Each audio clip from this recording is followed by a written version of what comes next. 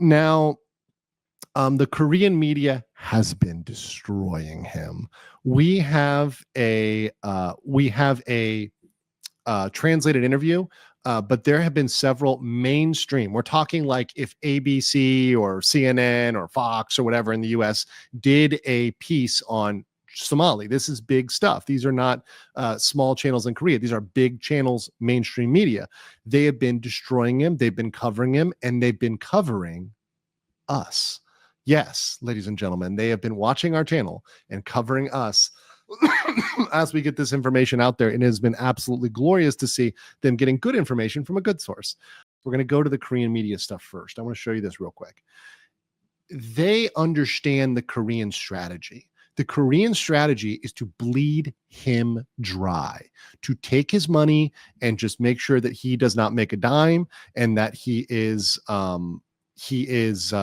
losing this money while he's there, because he has to pay for everything, and he's not getting any payments, or he has any revenue. He can't stream, he can't work.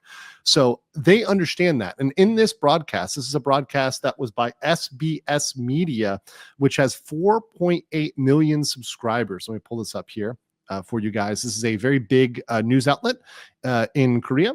You can see it right here with the two broadcasters. And I'm going to play a little bit of this. It's in Korean, and then I'm going to read you the translation of this. But just look at what source they're using here. 알렸는데요. 소말리가 지인과 주고받은 텔레그램 메시지를 공개했습니다.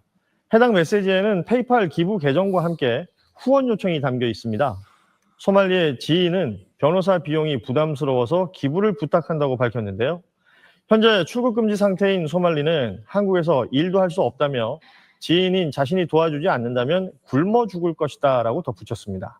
So they cover all this, and I'm not going to pull the whole thing, but I'll give you guys the little translation of that because we've got that here today. And that is over here. Let's pull this up and let's big screen it because it's in small font, but I got the whole thing. So here's how it read. And I'll read this out for you guys. This is a final update for today. So they left this for the last story of the day on major news. The latest status of an American YouTuber who repeatedly mocked and humiliated Korea, including kissing the Statue of Peace, has been reported. The YouTuber, known as Somali, has had their recent activities and trial proceedings exposed by another YouTuber who has been tracking their case. The reporting YouTuber, that's me, released private Telegram messages exchanged between Somali and an associate, Hank, which included PayPal donation links and a request for financial support. So why did the media focus on that? Because Korea understands the strategy is to bleed him dry financially, and it's working. It is absolutely 100% working. He is desperate. He has no money. He's resorting to outlandish things in order to get money. So their strategy is working. Now, I know a lot of people disagree with the Korean approach. A lot of people want to see the Vitali-like approach of the Philippines. But you can say, you're playing two different games. Some people are playing a long game. Some people are playing a short game. Korea is playing a long game the way they want to play the long game. They're playing their game their way, and it is working. Right? The Philippines did their thing with Vitali. That did work in their way. They're different strategies, right? They're different approaches to things. But they see it. The media sees it, which says, and continuing there, so he needed a PayPal donation link and request for financial support. In the messages, Somali's associate, Hank, claimed that legal fees were becoming unmanageable and pleaded for donations, adding that Somali, currently under a travel ban, cannot work in Korea and would starve to death without their help.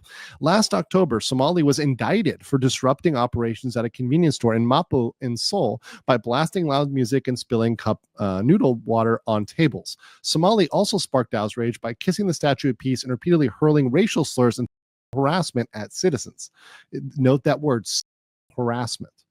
Actions that led to physical altercations with other YouTubers. That's all for the report. Thank you for listening. So mainstream media is on it. They're covering it. And this is really bad for Somali, because this is the type of thing that the judge, his family, other people are seeing 100%.